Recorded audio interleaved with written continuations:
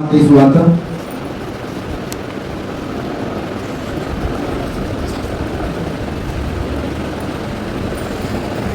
కారణము ఈ లోకంలోనికి మానవతారిగా రావడానికి కారణము మనుషులందరి నిమిత్తమై ఆయన శ్రమను అనుభవించడానికి ఈ లోకంలోకి వచ్చినాడు.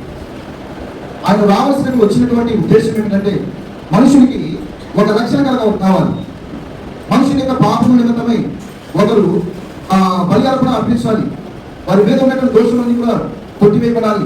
మనుషుల మీద ఎరుగొడి చేసినటువంటి పాపమును చంపివేయాలని ఉద్దేశం కలిగి దేవుడు ఆయన కుమారుడైనటువంటి యేసు ప్రభువుని ఈ లోకంలోకి పంపించినాడు. ఆయన పంపించిన తర్వాత ఆయన ఈ లోకంలో రాచేతమైన తర్వాత ఆయన జీవితము పుట్టిన నాటి నుండి యవన ప్రాయంలోకి వచ్చిన వరకు కూడా దేవుని యొక్క భక్తిలోను ఆయన క్రమంలోనూ పెంచబడినాడు.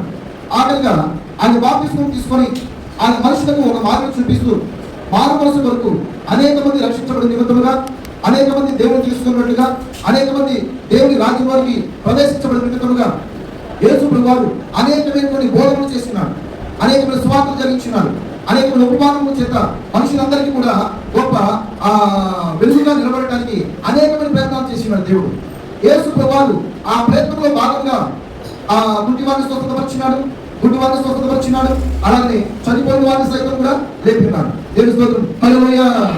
ఎందుకంటే ఈ కార్యాలన్నీ కూడా జరిగించడానికి కారణం ఏంటంటే ప్రతి ఒక్కరు కూడా దేవుని యొక్క మార్గంలో నడవాలి, ప్రతి ఒక్కరు కూడా దేవుని రక్షణ మార్గంలో ప్రవేశించబడాలి, ప్రతి ఒక్కరు కూడా దేవుని రాజ్యంలో ప్రవేశించబడి దేవుని యొక్క కోరికలు నెరవేర్చబడాలని ఉద్దేశం కలిగి యేసు ప్రభువు ఇలాంటి గొప్ప కార్యం జరిగిస్తూ వచ్చినాడు.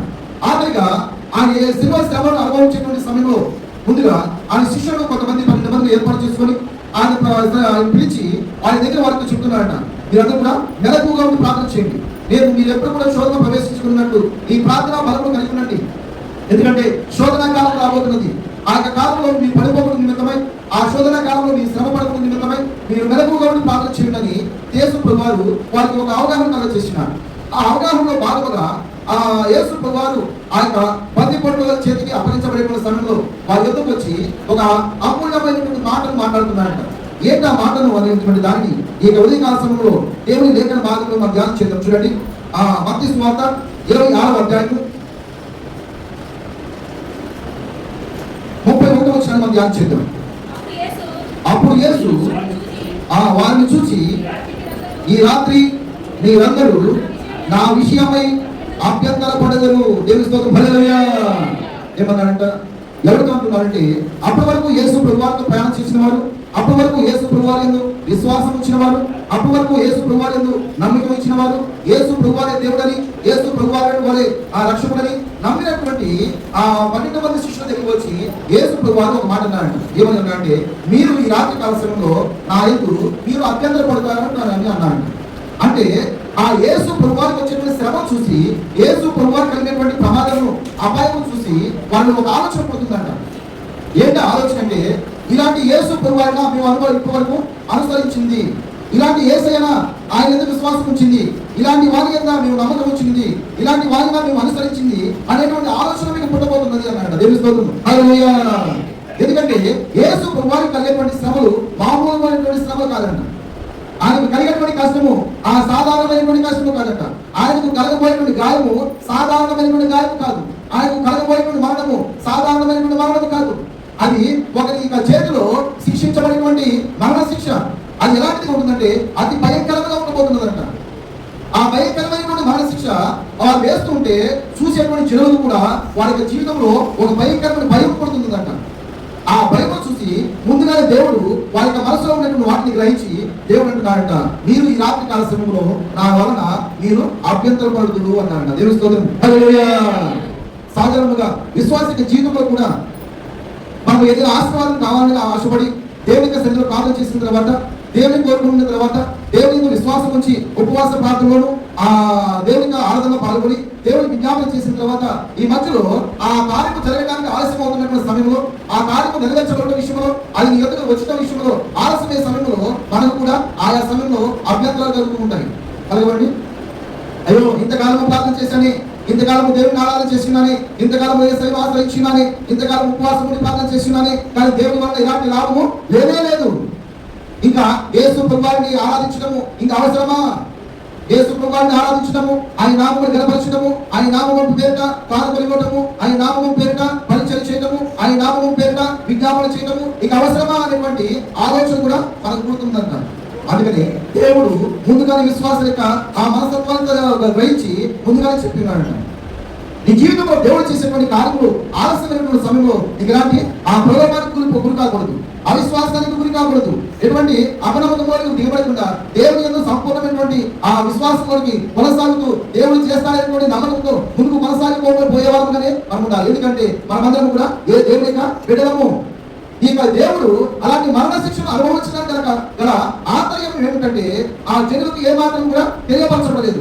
ఆయన ఎందువల్ల శిక్షకు అనుభవించబడుతున్నాడు, ఆయన అటువంటి మరణ శిక్షను ఎందుకు పర్మిషన్ ఇచ్చినాడు, ఎందుకు దాన్ని ఆహ్వానించినాడంటే ఎందుకు చేస్తున్నాడు ప్రజలకు ఏ మాత్రం కూడా తెలియదు. అందుకనే వారు ఏం చేసిందంట, ఆయన కూర్చి అభ్యంతరాలు వ్యక్తపరుస్తున్నాడు. ఏ విధంగా యువకులైతే అప్పటి వరకు యేసు ప్రభువుతో ప్రయాణం చేసిన వాడు, అప్పటి వరకు యేసు ప్రభువు పెట్టినటువంటి ఆహారం పూజించిన వాడు, అప్పటి వరకు యేసు ప్రభువు చేసినటువంటి కారును చూసిన వాడు వెంటనే ఆ శ్రమను చూడగానే ఏమనంట, ఆయన ఎవరో మాకు తెలియదని తెలుస్తుంది.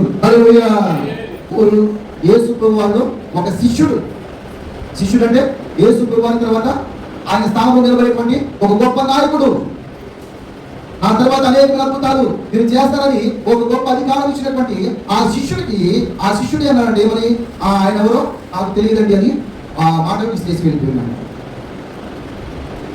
అప్పటి వరకు ఆలోచన కూడా పోయింది, అప్పటి వరకు చేసినటువంటి ప్రార్థనలు పోయిందని, అప్పటి వరకు చూసినటువంటి అద్భుతాలు పోయాయి. వెంటనే ఒక శ్రమను చూడగానే వెంటనే ఏం చేశారంట, ఆయన ఎవరో కూడా నాకు తెలియదండి అన్నారంట.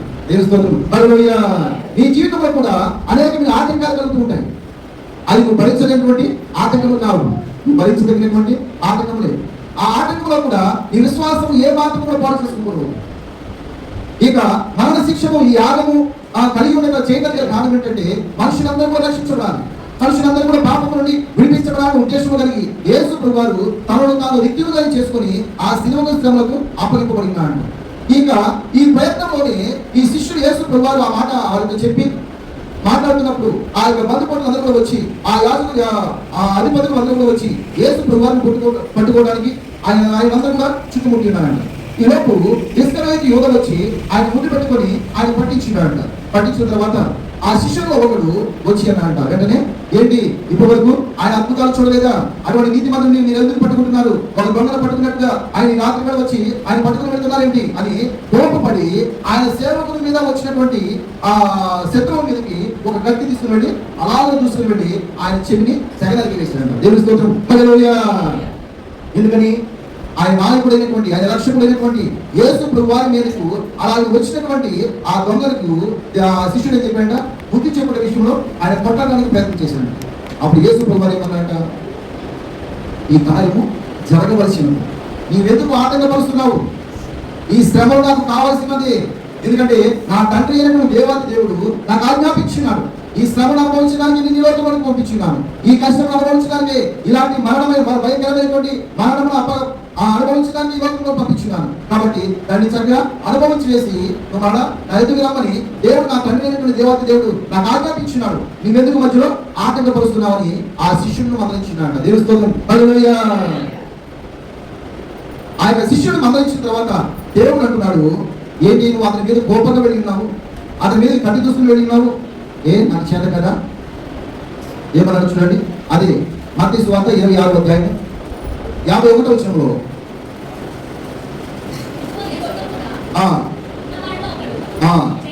చెయ్యి చాచి కత్తి దూసి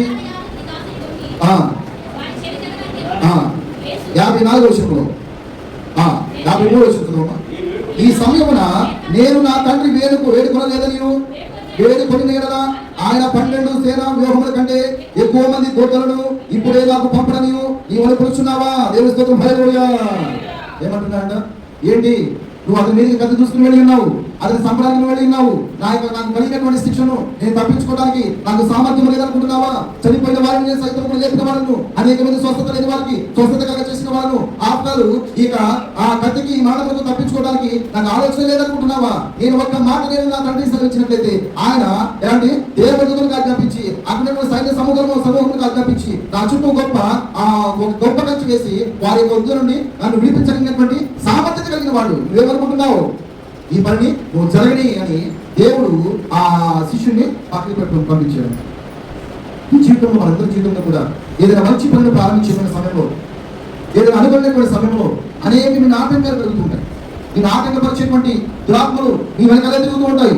నిన్ను ఆటంకపరిచేటువంటి మనుషులు నీ ప్రక్కనే సంచరిస్తుంటారు. స్నేహితుల రూపంలోను, బంధువుల రూపంలోను, ఎవరో రూపంలోను నీ ప్రయత్నాన్ని ఆపివేయడానికి అనేకమైన దుష్టాలోచనలు చేస్తుంటారు. అందుకని ఆ దుష్టాలోచన నుండి నువ్వు తప్పించబడి వాటిని వినకుండా దేవుని యందు విశ్వాసం వచ్చి ఆ విశ్వాస జీవితంలో ముందుకు కొనసాగిపోబడే వారిని ఉండాలి. దేవుని స్తోత్రం. హల్లెలూయా. నన్ను రక్షించడానికి నా తండ్రి సమర్థుడు, నన్ను కాపాడడానికి నా తండ్రి సమర్థుడు. ఆయన యొక్క అనేకమైన వేవేల కొలది ఆ సైన్య సమూహములు ఆయన ఆధీనమోర్చబడి ఉన్నాయి. కాబట్టి నువ్వు ఏ మాత్రం కూడా నువ్వు రోషము తెచ్చుకునే అవసరం లేదు. ఎందుకంటే నీకన్నా ఎక్కువ రోషము కలిగినటువంటి నా తండ్రి ఆయన పైన ఉన్నాడు. కాబట్టి ఈ శ్రమను అనుభవించడానికి నేను అర్హుడను. ఈ శ్రమను అనుభవించడానికి నేను ఇష్టముగా దాన్ని సమర్పించుకుని ఉన్నాను కనుక దీనికి ఆటంకముగా నువ్వు నిలబడకూడదు అని ఆ శిష్యునికి ఆజ్ఞాపించున్నాను. ఈ జీవితంలో కష్టము అనేక శ్రమలు నీకు కలుగుతున్న శ్రమంలో ఏదైనా ఒక గృహము కావాలి, ఆ గృహం కొరకు ప్రయాసపడుతున్నప్పుడు నీకు అనేకమైన శ్రమలు వస్తాయి, కష్టాలు వస్తాయి. సరైన సమయానికి ధనము సమకూర్చబడదు, సరైన సమయానికి పనివారు సమకూర్చబడదు, సరైన సమయానికి దానికి కావలసినటువంటి ఉపకరణాలు సేకరించబడదు. ఆ పనిని ప్రారంభించిన తర్వాత అది ముగించినంత వరకు కూడా అనేకమైన కష్టాలు ఎదుర్కోవాల్సి వస్తుంది. సమయానికి ధనముడు సరిపోదు, ఇవ్వాల్సిన వాళ్ళు ఇవ్వకుండా ఉండిపోతారు. అది ఇంకా నెరవేర్చబడటం లేదండి. నేను ఏం పాపం చేశాను కానీ దేవుని సంఘం నుండి తలబాతుకుంటూ కొట్టుకుంటూ ఉంటాను. ఇంకొకరు వచ్చి అంటుంటారు, ఏమా నీకు ఈ స్థలం కలిసి రాలేదేమో అంటారు, ఈయన కలిసి రాలేదేమో, నేను కట్టుకోవడము దేవునికి ఇష్టం లేదేమో, అందుకే నేను అలాంటి ఆటంకాలు కలుగుతున్నాయని పక్కన ఇవి చెప్పేవాళ్ళు ఉంటారు. అది జరగకపోవడానికి గల కారణము ఏదో అపవిత్రాత్మగా ఉన్నది. ఇక్కడ రెండు తాయితులు కట్టుకొని 4 పూజలు చేస్తే ఏదో కార్యం జరుగుతుందేమో రేపు చూడు ఒకసారి. ఇప్పుడు వరకు దేశయ్యా వేసే అంటూ దేవునికి అసలు ఉపవాసం ప్రార్థన చేస్తున్నావు, ఒక్కసారి ఈ ప్రయత్నం చేసి చూడని నేను ప్రలోభ పెట్టేవారు కూడా అనేక మంది ఉంటుంటారు. నేను నీ విశ్వాస ప్రయాణము ఆటంకపరచడానికి అనేకమైన దుష్టాత్మలు ఆ నీచుగా తిరుగుతూ ఉంటాయి. అటువంటి వాటి వైపు ఎప్పుడు కూడా కనులెత్తి నువ్వు చూడవద్దు. ఎందుకంటే దేవుడు ఒక మాట అంటున్నాడు, ముతిమి వచ్చి వరకు నిన్ను ఎత్తుకున్న వాళ్ళను నేనే అంటున్నాడు. దేవుని స్తోత్రం. హల్లెలూయా. నిన్ను రక్షించకపోవడానికి ఆయన సామర్థ్యం లేని వాడు కాదు, ఆయన గొప్ప శక్తిమంతుడు. ఆయన నిన్ను ఎత్తుకున్న వాళ్ళను నేనే అంటున్నాడు. ఎప్పుడు వరకంట నీ తల వెంట్రుకలు నెరవరి వరకు కూడా ఆయన చూసుకున్న వాడు కూడా ఆయనే. తాత ఇప్పుడు 25 సంవత్సరాలు ఇప్పటివరకు దేవుని కాపుదల లేకుండా ఆ స్థలంలో కూర్చునేవాడు కాదు. దేవుని కాపుదల ఉండబట్టి మంచి ఆవిష్కారమైన సంపాదించుకున్నాడు. దేవుని కాపుదల ఆ దేవుని వాగ్దానం వారి పట్ల నెరవేర్చబడినట్లుగా దేవుడు మంచి ఆవిష్కారం చేత వారి హృదయానికి సంతృప్తి కలగచేసినాడు. నీ కష్టము తీసివేయలేకపోవడానికి ఆయన అసమర్థుడు కాదు ఆయన. ఎందుకంటే నిన్ను కాపాడేవాడు, నీకు ఉద్యోగం కలగచేసేవాడు, నీకు గృహం కలగచేసేవాడు, నీకు సంతోషం కలగచేవాడు, నీ కుటుంబాన్ని పోషించేవాడు, నీ కుటుంబానికి ఆనందం కలగచేవాడు కూడా ఆయనే. ఆయన నిమిత్తంగా ఆయన తప్పుకొని నువ్వు ఏ కార్యం కూడా నీకు సమర్పించలేదు. అందుకని యెషయా గ్రంథం 46వ అధ్యాయం 4వ వచనం అంటున్నారు చూడండి. యెషయా గ్రంథము 46వ అధ్యాయం 4వ వచనంలో, ముదిమి వచ్చే వరకు నిన్ను ఎత్తుకున్న వాడను నేనే, తలను వెంట్రుకలు నెరయ వరకు నిన్ను ఎత్తుకున్న వాడను నేనే నిన్ను చేసి ఉన్నాను, చంక పెట్టుకున్న వాడను నేనే, నిన్ను ఎత్తుకొచ్చు నిన్ను రక్షించు వాడను కూడా నేనే. దేవుని స్తోత్రం. హల్లెలూయా. ఏమంటున్నాడంట, నిన్ను ముదిమి వచ్చే వరకు ఎత్తుకున్న వాడను నేనే, నీ కష్టం చూసి నిన్ను వదిలిపెట్టి వెళ్ళిపోయేవాడిని కాదంట, నీ శ్రమ చూసి ఆయన పారిపోయేవాడు కాదండి, ఆ కష్టతరము కూడా నిన్ను ఎత్తుకుంటాడంట. నీకు అవసరమైన సమయంలో నిన్ను ఎత్తుకొని నిన్ను ఓదార్చువాడు కూడా ఆయనే. ఆ కష్టం కలిగినప్పుడు నీకు కలిగినటువంటి కోరికలు నెరవేర్చబడలేటువంటి సమయంలో నిన్ను ఆటంకపరిచేటువంటి వారి వైపు నువ్వు ఎన్నడూ కూడా చూడకూడదు. నీ విశ్వాసం పాడు చేసేటువంటి వారి వైపు నువ్వు కూడా చూడకూడదు. నీ ప్రార్థన పాడు చేసేటువంటి దుష్టాత్మ వైపు కూడా నువ్వు చూడకూడదు. అనేకమైన ఆటంకాలు కలుగ చేసేవారు ఈ లోకంలో నీకు ఎదురవుతూనే ఉంటారు. కానీ వారి వైపు నువ్వు ఎప్పుడు కూడా కూర్చోవద్దు. నీ ప్రయత్నాన్ని ఆపివేయవద్దు, నీ ప్రార్థనను ఆపివేయవద్దు. అది ఈ రోజు ఉన్నది రేపు దాన్ని తీసుకెళ్తుంటాడు. ఒక పరీక్ష అంతే, దానిలో నువ్వు నిలబడగలవా లేదా అనేటువంటి ఒక పరీక్ష. ఆ పరీక్షలో భాగంగానే ఈ శ్రమలో చిన్న చిన్న శ్రమ వచ్చినప్పుడు దానికి ఏ మాత్రం కూడా నువ్వు లోపడకూడదు. దానికి వైపు నువ్వు ఏ మాత్రం చూడకుండా దేవుని యందు నమ్మిక ఉంచి ఆ నమ్మిక ప్రకారంగా నువ్వు ముందుకు కొనసాగిపోబడినట్లయితే దేవునిగా ఆ కార్యము నువ్వు కన్నులారా చూడగలవు. యేసు ప్రభువు ఆయనకు అప్పగింపబడినటువంటి పనిని ఏంటి? ప్రజలందరి నిమిత్తమై ఆయన సిలువలో బలియాగం అవ్వాలనేటువంటి ఆదేశం ఆయనకు జారీ చేయబడింది. అందునిమిత్తమై యేసు ప్రభువు ఈ లోకంలోకి వచ్చిన తర్వాత ఆయన మరణశిక్ష, భయంకరమైన మరణశిక్షను, భయంకరమైన శ్రమను అనుభవించి ఆయన మరణించి ప్రజలందరి నిమిత్తమై ఆయన రక్తము ఆయన మాంసమును కూడా ఆ చిందించి అర్పించి ప్రజలందరికీ కూడా గొప్ప రక్షణ భాగం కలగజేస్తున్నాడు. ఆ యొక్క సమయంలో ఈ శిష్యుడు కలగజేసినటువంటి ఆటకం ఏంటంట? యేసు ప్రభువు వారి మీదకు మీరు ఆ మాత్రం అలాగా రావద్దు అని వారి మీద యుద్ధం చేయడానికి ముందుకు వెళ్ళాడు. కానీ యేసు ప్రభు వారితో పాటుగా వాళ్ళు కొట్టండి, వాళ్ళు తిట్టండి, వాళ్ళు తెలిపేయండి అంటే ఆ ప్రయాణము, ఆ యాగము పూర్తయ్యేది కాదు. దేవుని యొక్క ప్రణాళిక నెరవేర్చబడేటువంటిది కాదు. వారితో పాటు కలిసి, శిష్యులతో పాటు కలిసి ఆయన అతని ఆలోచన ప్రకారంగా యేసు ప్రభు వారు కొనసాగబడినట్లయితే ఈ ఉదయకాల సమయంలో ఆయన పరిశుద్ధ స్థలంలో ఇలాగ కూర్చొని యేసు ప్రభు వారు గొప్ప దేవుడని ఆయన ఆరాధించేవారు కాదు. దేవుడికి ఇచ్చినటువంటి ఆటంకం కూడా దేవుడు ఏ మాత్రం కూడా లెక్క చేయలేదు. ఈ జీవితంలో నీకున్నటువంటి ఆలోచనలో కూడా నెరవేర్చబడిన సమయంలో కూడా నీకు కొన్ని ఆటంకాలు వస్తుంటాయి. ఆటంకాల వైపు నువ్వు ఎప్పుడు కూడా చూడవద్దు. ఆ కొన్ని శ్రమ కలుగుతుంటాయి, ఆ శ్రమ వైపు చూడవద్దు. ఇంకా జరగడం లేదనేటువంటి నిరుత్సాహం మీద కలుగుతుంటుంది. అలాంటి కలిగించేటువంటి విశ్వాసాలు కూడా ఉన్నారు. కొన్ని సార్లు ఇటువైపు ఉంటాము, అటువైపు కూడా ఉంటాం. ఎటువైపు? దేవుని వైపు ఉంటాము, అటు అన్ని దేవుల వైపు కూడా ఉండాలి. అని మీరు కాదు కొంతమంది అలాగే ఉండవద్దండి. ఎందుకంటే నిన్ను రక్షించలేకపోవడానికి ఆయన అసమర్థుడు కాదు. ఆయన నిన్ను రక్షించలేనటువంటి సామర్థ్యత కలిగిన వాడు ఆయన. అందుకని దేవుడు ధైర్యంగా చెప్తున్నాడు, నిన్ను ముగింపు వచ్చే వరకు కూడా నిన్ను ఎత్తుకునే వాడు నేనే. ఇప్పటివరకన్నా వృద్ధాప్యం వచ్చేంత వరకు కూడా నువ్వు రక్షించేవాడు నేనే. అప్పటి వరకు నిన్ను రక్షిస్తూ ఈ మధ్యలో నీకు ఏది కావాల్సినదో అది నీకు మోహరించుకున్న వాడు ఆయన. కాబట్టి ఈ జీవితంలో నీకు కలిగినటువంటి ఆశలను నెరవేర్చబడేటువంటి సమయంలో కొన్ని చిన్న ఆటంకాలను బట్టి నిన్ను పరీక్షించబోతున్నాడు దేవుడు. ఆ పరీక్షలో మనం గెలుపు పొందాలి. ఆ పరీక్షలో విజయాన్ని సంపాదించిన వాడు. వచ్చే నెల ఒకటి కావాలనుకుంటున్నాను, అది కావాలని జరగాలనుకుని ఆశపడినప్పుడు ఈ మధ్యలో కలుగుతుంటా అది జరుగుతుందో లేదో, అది అవుతుందో లేదో అనేటువంటి అనుమానాలు వస్తుంటాయి. ఆ అనుమానాల వైపు నువ్వు ఎప్పుడు కూడా చూడవద్దు. దేవుడు నిజంగా చేయగలడు, నేను నమ్ముకునేటువంటి నా తండ్రికి అది సాధ్యమే అది అని దేవుని యొక్క నమ్మికతో ముందుకు కొనసాగిపోతూ ఉన్నాను. ఆ సాధ్యపరచగల దేవుడు నీ పక్షంగా ఉండగా నువ్వు ఎప్పుడు కూడా నువ్వు భయపడిన అవసరం లేదు.